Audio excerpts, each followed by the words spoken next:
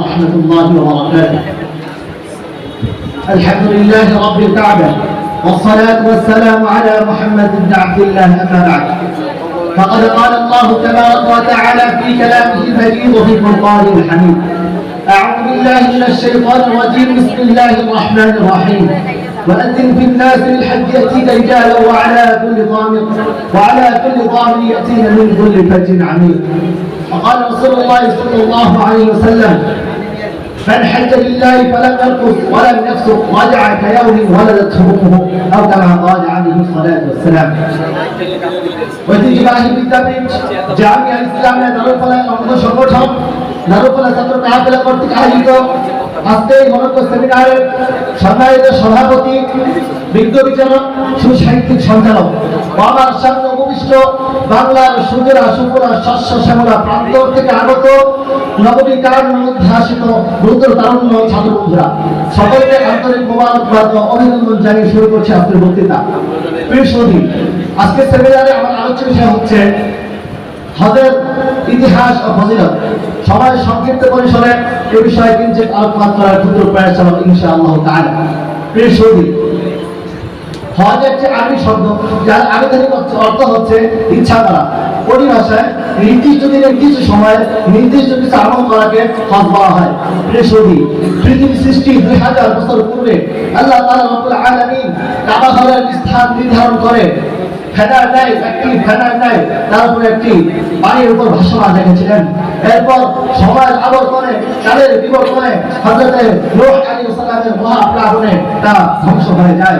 প্রিয় সুধী, এরপরে হযরতে ইব্রাহিম আলাইহিস সালাম জনমানবহীন প্রান্তরে হিজরত করে হযরত ইব্রাহিম আলাইহিস সালাম এবং হযরত ইসমাঈল আলাইহিস সালাম কাবা ঘরকে পুনর্নির্মাণ করেন।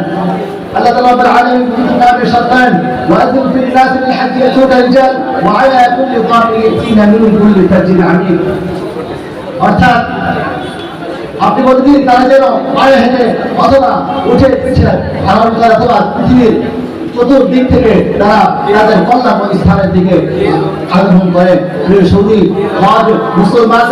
হজের মাধ্যমে মুসলমানদের ঐক্য প্রতিষ্ঠার এক দৃষ্টান্ত স্থাপন হয়, যেখানে ধনী গরিবের কোনো পার্থক্য নেই, রাজা প্রজার কোনো পার্থক্য নেই, সেখানে সাদা কালোর কোনো পার্থক্য নেই, সেখানে কে গরিব কে ধনী সেখানে কোনো তারতম্য হয় না।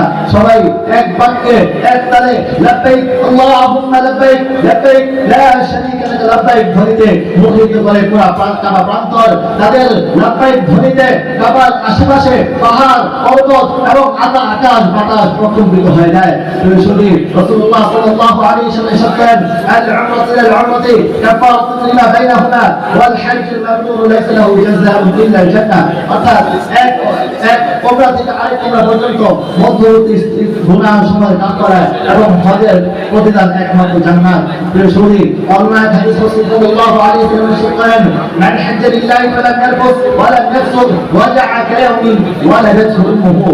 অর্থাৎ যে ব্যক্তি একমাত্র আল্লাহ তাআলার জন্য হজ করে এবং হজের মধ্যে কোনো রকম পাপ পবিত্রতা করে না, কোনো রকম ফাহিশা কাজে লিপ্ত হয় না, সে হজ থেকে এমন ভাবে ফিরে যে শব্দমাত্র মায়ের পেট থেকে জন্মগ্রহণ করেছে। প্রিয় সুধী, হজ থেকে আমরা এই শিক্ষা লাভ করতে পারি যে মুসলমানদের এখন ঐক্যবদ্ধ হবে। আজ পৃথিবীর দিকে দিকে মুসলমানগণ নির্যাতিত। আজ ফিলিস্তিনের বাচ্চা এবং মায়ের আর্তনাদে যদি আকাশ বাতাস প্রকম্পিত হয়ে যায়, কিন্তু আমাদের কানে সেই আওয়াজ পৌঁছে না। আজ কাশ্মীর আরাকানে মুসলমানরা নির্যাতিত হয়, তাদের আত্মচিৎকারে আকাশ বাতাস প্রকম্পিত হয়ে যায়, কিন্তু তাদের সেই বেদনা বিধুর আওয়াজ আমাদের কানে পৌঁছে না।